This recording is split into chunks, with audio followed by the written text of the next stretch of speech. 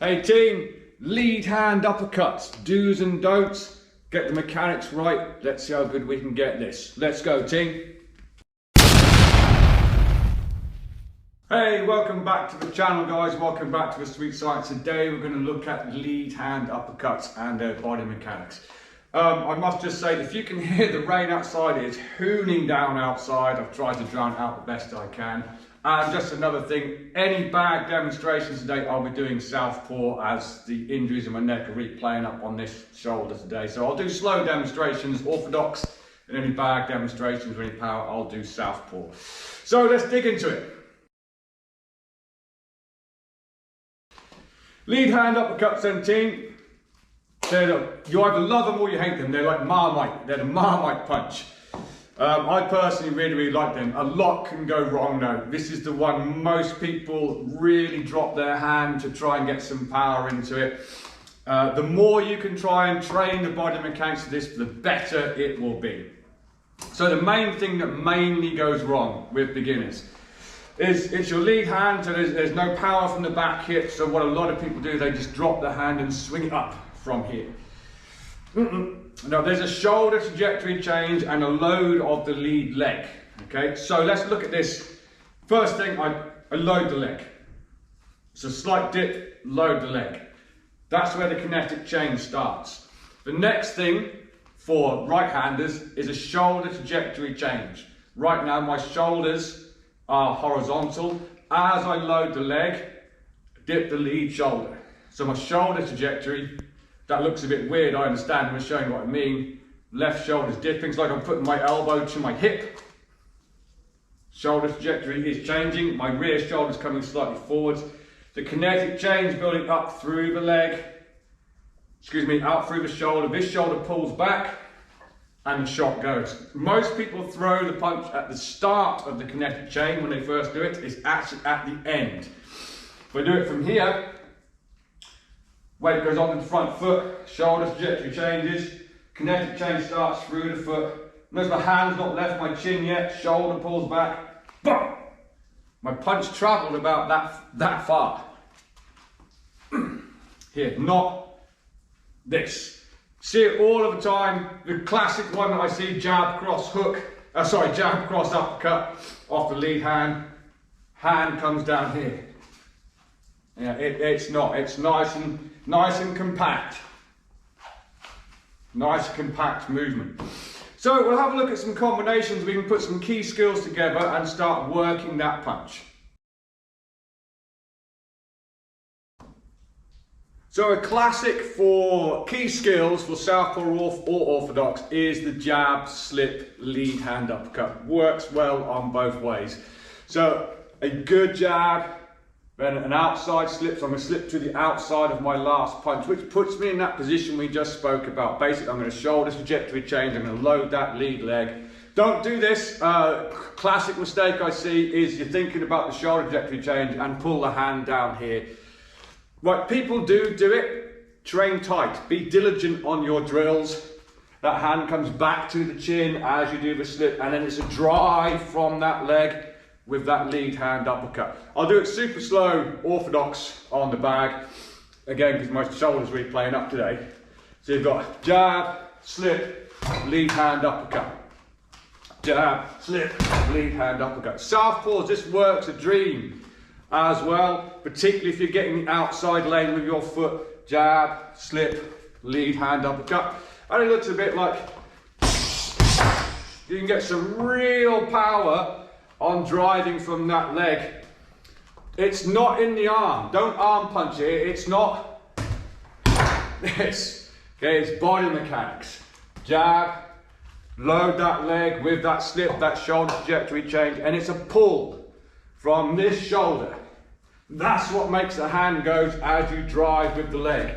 It's a nice drill, and of course you can put a backhand on the end of that. Maybe we shouldn't have done that backhand. But absolutely, it's a drive. Don't get this habit here. Every beginner I see do it. Okay? Hand drops down here and hits. Hand drops down here and hits. It's everything to do with your kinetic chain and nothing to do with swinging an arm whatsoever. People don't like the lead hand uppercut because they feel it's weak.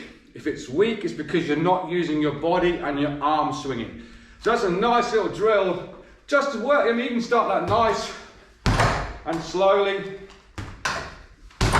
and get a bit more power into it. And you'll feel the one that works, and it's the one that you've pulled the opposite shoulder. Again, pulling the right shoulder. If I'm doing it on the left hand, pulling the left shoulder, I'm doing it on the right hand. Let's look at some other combos we can put this into though. Something for you to be mindful of when you're working this lead hand uppercut. Quite often, when we're working the body mechanics for it, you'll see it come across at this angle here. That's not an uppercut. That is a, well, if it's short range, that would be a short range hook. Basically, that's a hook, that's a hook, that's a hook, that's an uppercut. It goes straight up. Okay, so be mindful of that. Again, train diligently. When you're working this body mechanic from here, if I'm pulling it over there, that's a hook. So you want to be making sure that's going straight up. But I do love putting a lead hook on the end of that drill. So key skill-wise, a good jab, a good cross, a good lead hand uppercut, followed by a lead hand hook. One of my favourites, if I'm honest with you. Good jab, good cross, lead hand uppercut, retract the shoulder, lead hand hook. The reason why I like our guys who train this and why I think you should train it as well, because it really gets in the nitty-gritty of the body mechanics. Things to look out for when we're doing it is jab, cross, lead hand uppercut, and just dropping the hand and throwing it. It's a retraction of the shoulder. So it's all about the rotations. If I do it from this angle, I've pulled the rear shoulder back on the jab, pulled the lead shoulder back on the cross, and I slightly dipped my shoulder from a lead hand uppercut. This shoulder retracts again, so I can pull the shoulder, pull the right shoulder. Don't get caught in that trap of this becomes a swing. I don't want that hook to go past my nose line. That's when you can get countered very easily. So, return and throw the shot. Top tip, on that straight right, dip that shoulder on the straight right or left if you're a southpaw. So this would be a normal jab cross, pop, pop. Notice how I dip the shoulder already on that shot. My thumb is pointing slightly down. So I'm loaded up already. Here's the uppercut. Here's the reload, and here's the hook. Let's have a look at that on the bag. So I'll do a slower demonstration, orthodox, because my neck and shoulder again today. But it's a great one to work, jab, cross. Again, look how my shoulder trajectory has changed on the cross though. Okay, lead hand uppercut, reload, lead hand hook. You do not have to have one of these bags or an aqua bag to work it. We'll have a look on a normal bag in a second. But don't now get caught into, I've got to hit this bag hard. There's no reason why you can't go through it on a bag and get your mechanics right first. And there's nothing wrong with that. Particularly us boys, we're driven by ego and we want to go and hit it like super, super hard, and our mechanics go out the window. Drill it diligently. Get your mechanics right. If you're struggling with that at all, top tip, just start from the lead hand uppercut and work the hook. You can work it from close range. Just being here, I'll do this southpaw for obvious reasons.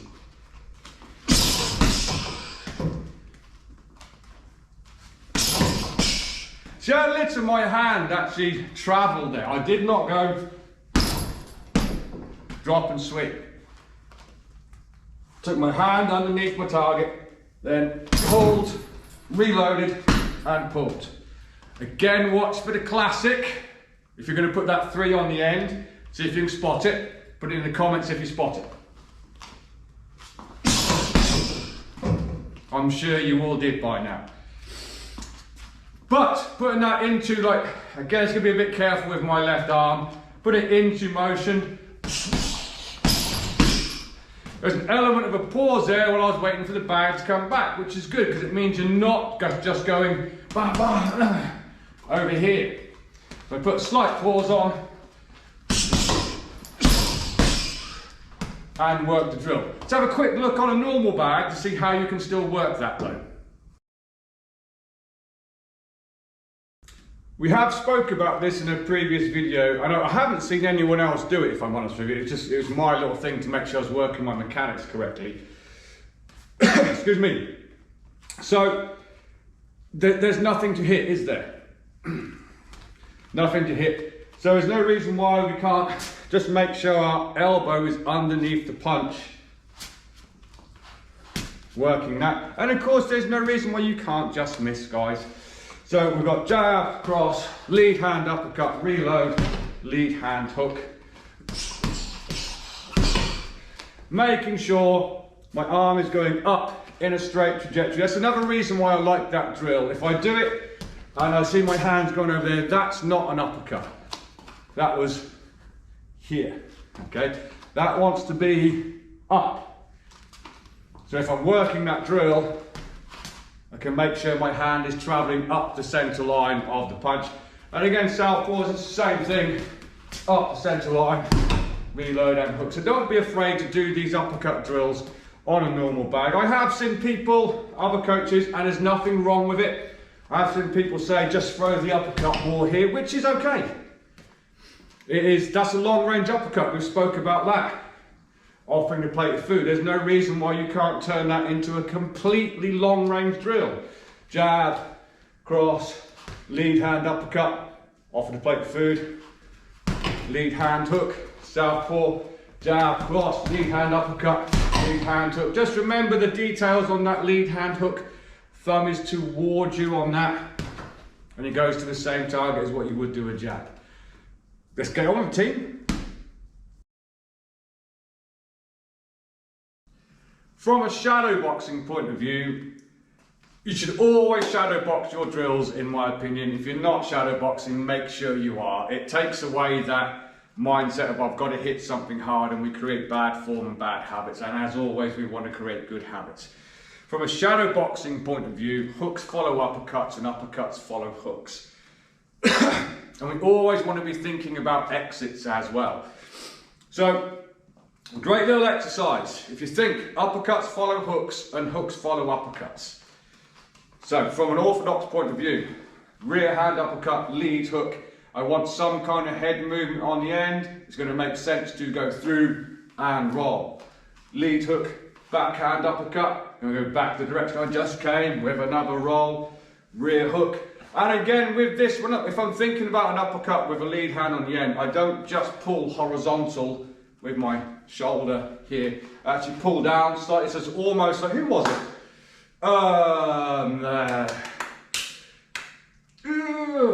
Might have been Roberto Duran. Names just come into my head.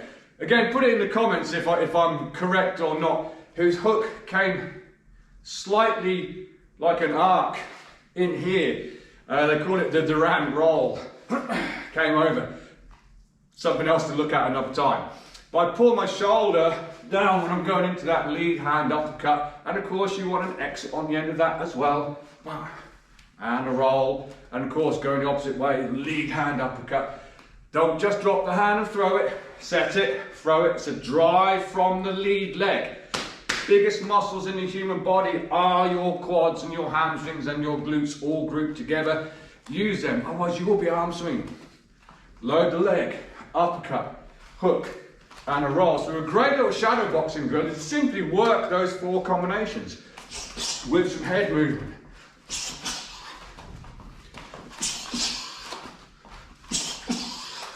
Of course, stick it into your long range as well. You can set it off with a jab, jab, bam, bam.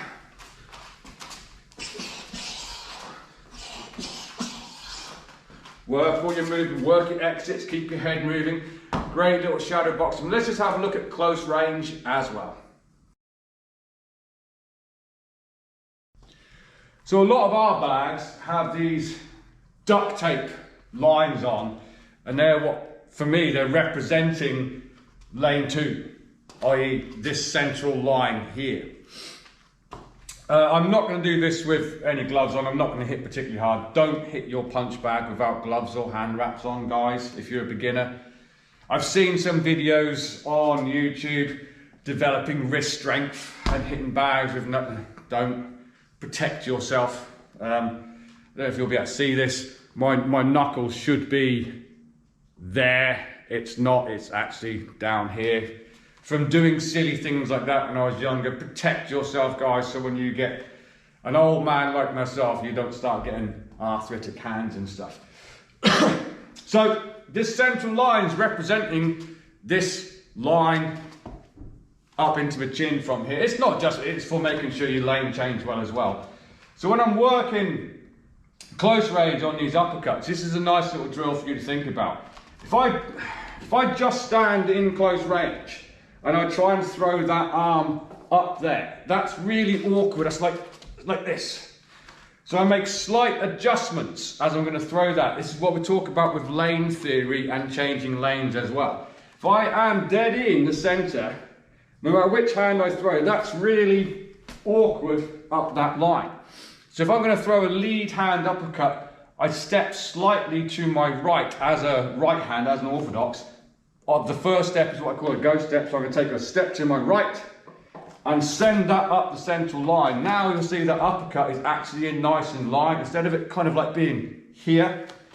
Okay, it's like step and hook. Set themselves back up again. Left leg, if I want to throw the rear hand first, left leg goes first, uppercut goes, and the hook goes. It's exactly the same if you're a southpaw. If I want to throw the rear hand first, right leg goes first, nothing happens. As the left foot comes in, uppercut goes up, turning for the rear hook. And same if I'm going this way, round. So there's a little bit of footwork to that as well.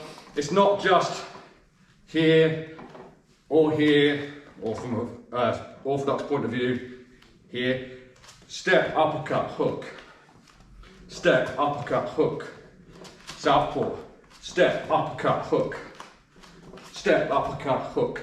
From there, so that's a nice little drill to get you thinking about just changing lanes when you're doing close work with uppercuts and hooks as well.